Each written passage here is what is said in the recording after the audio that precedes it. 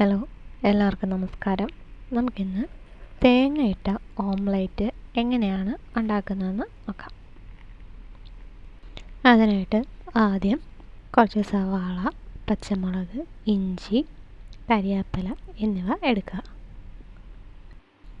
അതിനുശേഷം ഇതെല്ലാം ചെറുതായിട്ട് അരിഞ്ഞ് എടുക്കുക.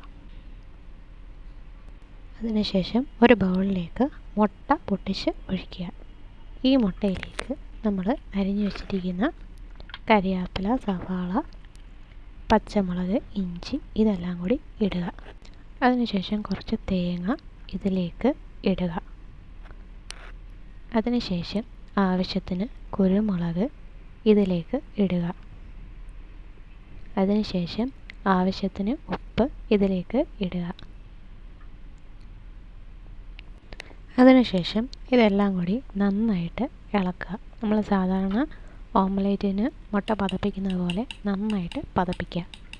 ഇതിൽ എരിവ് കൂടുതൽ ആവശ്യമുള്ളവർക്ക് അതിനനുസരിച്ച് പച്ചമുളകും കുരുമുളകും ഒക്കെ കൂട്ടി ഉപയോഗിക്കാവുന്നതാണ്. നമ്മുടെ മുട്ട ഇവിടെ അത്യാവശ്യം നന്നായിട്ട് പതഞ്ഞ് വന്നിട്ടുണ്ട്.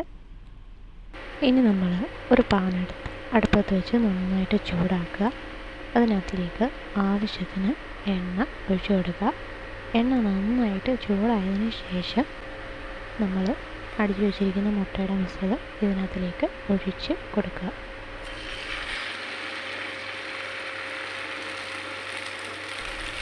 മസാലയൊക്കെ വേണ്ട നടുക്ക് വന്നു കഴിഞ്ഞ് അത് നമുക്ക് ഒരു സ്പൂൺ ഉപയോഗിച്ച് വശങ്ങളിലേക്ക് ഇങ്ങനെ പരത്തി കൊടുക്കാവുന്നതാണ്.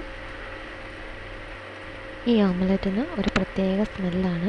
കരിയാപ്പിലയും പച്ചമുളകും മുട്ടയും ഒക്കെ ചേർന്നുള്ള നല്ല കൊതിപ്പിക്കുന്ന ഒരു സ്മെല്ല് ഇത് കുക്ക് ചെയ്യുമ്പോൾ ഇങ്ങനെ വന്നുകൊണ്ടേ ഇരിക്കുകയായിരുന്നു.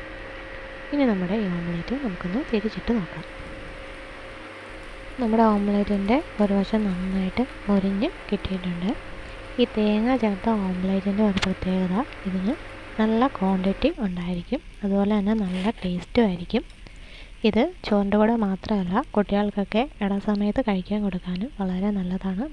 നല്ല ടേസ്റ്റിയാണ്. അപ്പോൾ ഇതെല്ലാവരും റെഡിയാക്കി നോക്കണം. നമ്മുടെ തേങ്ങയുടെ ഓംലെറ്റ് ഇവിടെ റെഡിയായിട്ട് കിട്ടിയിട്ടുണ്ട്. എല്ലാവർക്കും നല്ലൊരു ദിവസം ആശംസിക്കുന്നു.